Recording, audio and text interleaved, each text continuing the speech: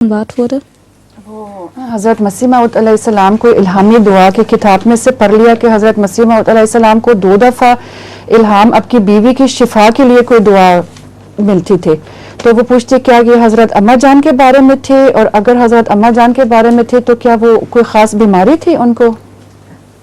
بیمار ہو گئی ہوں گی، کوئی مستقل بیماری تو نہیں تھی، کسی وقت انسان بیمار ہو بھی جاتا ہے تو اس وقت کے لیے دعا ہوئی ہو۔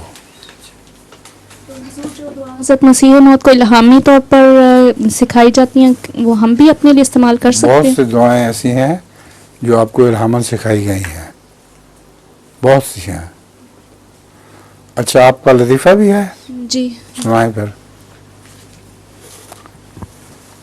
حضور، ایک آدمی دوسرے آدمی کو بتا رہا ہوتا ہے کہ ایک گاؤں میں مچھروں نے حملہ کر دیا، تو وہاں کے لوگوں نے گاؤں کے چودھری کے ساتھ مل کر ان کا مقابلہ کیا ڈنڈوں کے ساتھ، اور نتیجہ مطلب ایک مچھر جو نا گاؤں کے چودھری کے ماتھے پر بیٹھ جاتا ہے، تو دوسرا شخص آتا ہے، وہ کہتا ہے یہ مچھر آگے اس کو قابو میں کرتے ہیں۔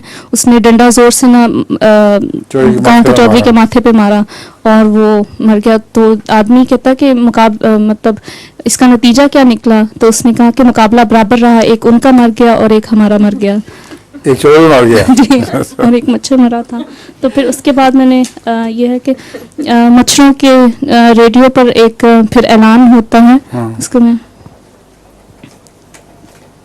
ایک گاؤں میں مچھروں اور انسانوں کی لڑائی کے باعث بہت سے مچھر زخمی ہو گئے۔ ایک مچھر کو مچھر او پازیٹیو کی سخت ضرورت ہے۔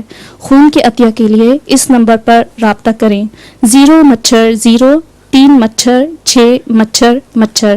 تمام مچھروں سے درخواست ہے کہ لوگوں کا خون چوسنے کے بجائے اپنے ساتھی مچھروں کا خون کا عطیہ دیں۔ ٹھیک ہے، یہ تو خاص لطیفہ نہیں، یہ دوسرا حصہ جو ہے مچھروں کے متعلق آپ نے سنا ہوگا، جس نے اشتہار دیا تھا کہ میرے پاس مچھر مارنے کا بہترین علاج ہے، سنا ہوگا نا؟ 1 پاؤنڈ اس کی قیمت ہے۔ ایک آدمی نے بڑے شوق سے جا کے وہ خریدا، بڑا بھاری تھا، تو اندر سے ایک پتھر نکلا، 2 پتھر نکلے۔ اس میں نصیحت یہ تھی کہ مچھر کو پہلے ایک پتھر پر رکھ دیں، پھر دوسرا پتھر اٹھا کے اس پر ماریں تو اس سے مچھر مر جائے گا۔ اسی سے ریلیٹڈ ایک اور مطلب وہ مچھروں کو مارنے کی دوا اسی طرح ایک آدمی نے بنائی تھی، تو وہ اس نے یہ نسخہ بتایا تھا کہ مچھر کو پکڑیں اور اس کو گدگدائیں، پھر وہ اپنا منہ کھولے گا اور اس کے منہ میں یہ دوائی ڈال دیں۔